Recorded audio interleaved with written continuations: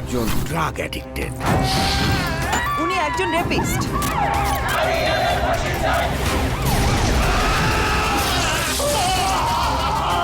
আপনার ছেলে একটা জানোয়ার।